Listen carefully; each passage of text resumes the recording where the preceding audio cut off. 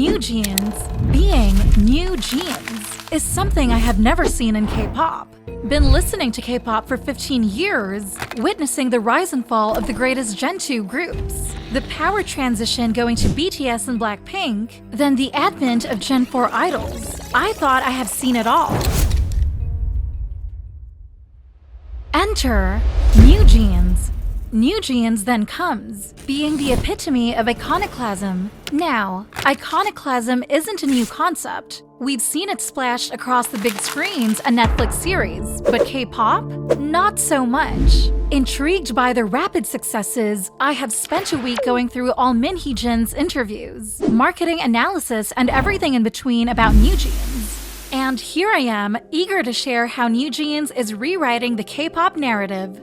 So, what is iconoclasm? You know Fight Club, right? It's the epitome of iconoclasm, shaking up the status quo. There, the main character and his friends create a secret club to say a big no way to boring grown-up rules, like kids deciding to have ice cream for dinner instead of veggies. That's what NewJeans is doing, but with a beat you can dance to. Concept branding. It's foolish to focus only on visualizing, said Min Hee-jin herself in a sit-down with Jung-ang Ilbo. That's why, to understand how NewJeans has changed K-pop forever with their concept, I'm gonna talk about not one, but two pillars: visual and musical branding.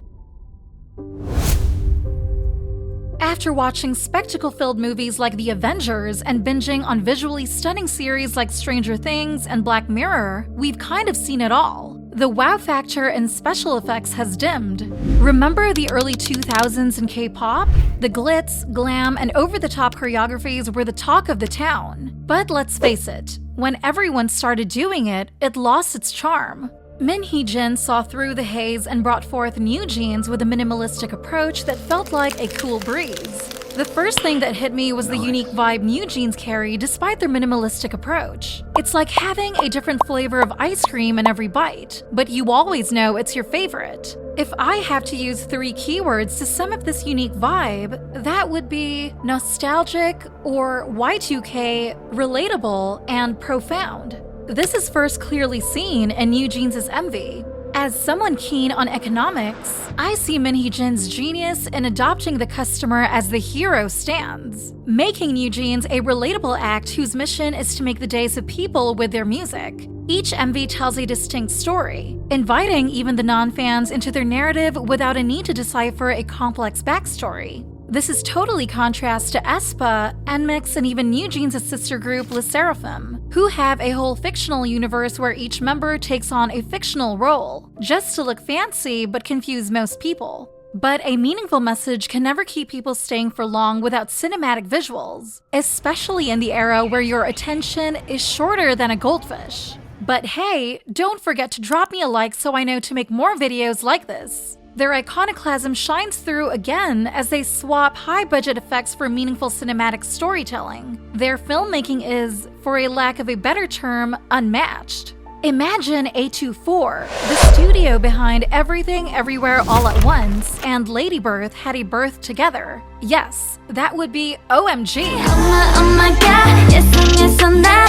I was really. But this MV is not only aesthetic as a random look, as behind their MV is Dolphiners Film, the production crew that has been to almost all film festivals, various indie films, and countless CFs for famous figures. The Scarlet Witch Elizabeth Olsen, Lee Hyori, IU, Lim Ji-yeon from The Glory, and the list goes on. The filmmaking and storytelling in NewJeans' MV are so unmatched that they even got the nods from a world-class actress Squid Game's Jung Ho-yeon and Shang-Chi star actor Tony Leung for the MV Cool With You. In fact, Cool With You is so cool that Tony Leung even agreed to feature for free, regardless of his workload. Smaller details like choreography and styling are also taken into great consideration. Now, have you caught their TikTok viral dances? They're crafted for fun both on and off stage. Ditto perfectly captures this spirit with their laid-back moves. The editor also laid an Easter egg for the spirit in their MV, keeping this the unpolished scene to depict them as a bunch of teens coming up with new dance moves on the spot and casually vibe together. Their styling breaks the K-pop flamboyance mold. They sport dark hair, tees, and sneakers, embracing a minimalistic and relatable look. But as Min Hee-jin said, it's foolish to focus only on visualizing.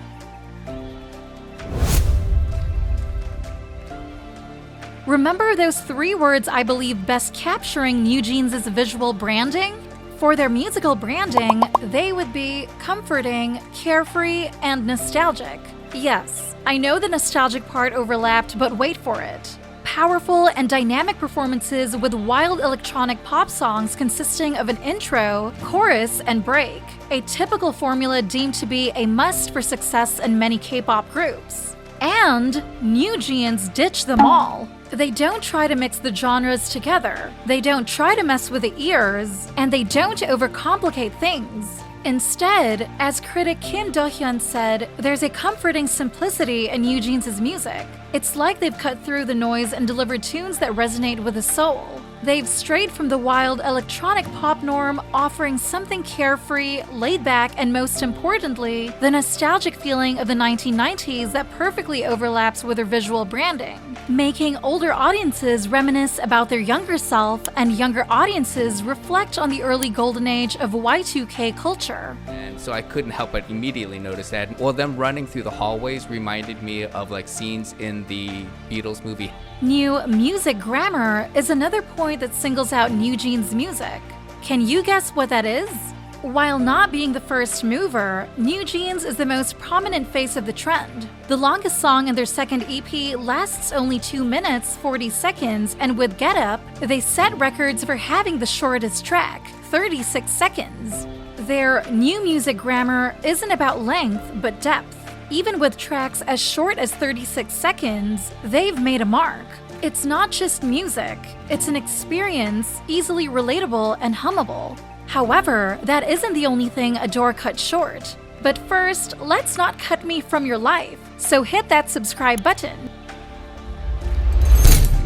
Now, on to something that made the creative minds behind NewJeans being the very first production team to get such great recognition from the public.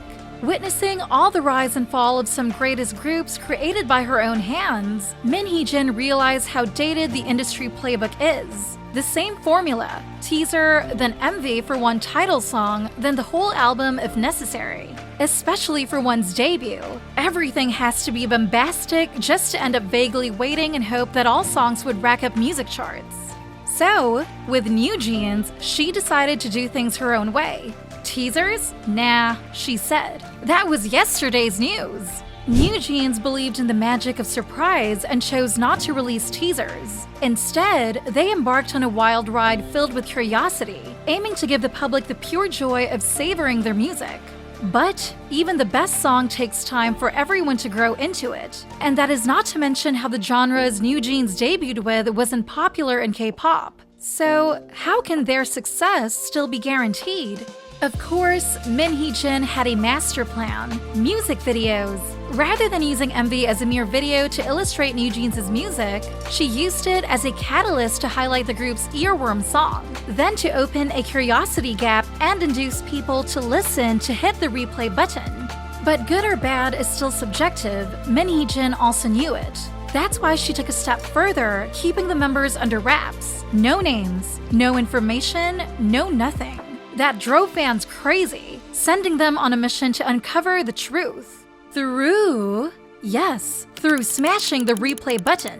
Min Hee-jin even deliberately styles the girls drastically differently in attention compared to Hype Boy, gamifying the whole MV watching experience. It was like a game of Spot the Member. This confusion was their secret sauce. And in a world where rookies were hustling for fans by merely focusing on bombing visual on the surface, NewJeans aimed to make a buzzing experience that fans themselves would gladly join. Their releasing strategy? A total game changer that launched them straight into the K-pop Hall of Fame. Until their second EP album, this audience-centric experience that keeps fans actively engaged remains constant at the core. However, they did make a few changes, because obviously, they are NewJeans. So rather than no teaser, they release a teaser for ASAP with no determined comeback day.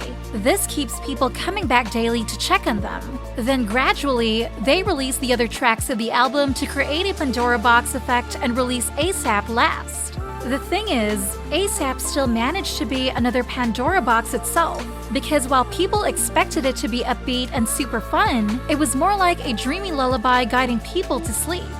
Brand deals. The brand collaborations? Oh, they've been strategic, elevating NewJeans while keeping them relatable. However, not all were received warmly. For example, their collaboration with Riot Games for League of Legends is said to only show how ambitious Min Hee-jin is with NewJeans, despite their lacking vocal. Maybe with the business objectives of reaching more K-pop fans for LOL, Riot Games can celebrate already, but for gamers, Gods as a final anthem was nothing but underwhelming. Remember how I said there are 3 pillars of NewJeans' success and we have covered 2, being concept development and marketing plan? I'm curious to know your thoughts on what the 3rd pillar could be. Also, do you know why NewJeans is the very first group whose creative minds behind them also garners great spotlight? As this video essay is long enough, let me know if you want another video unveiling these questions. Now, thanks for watching!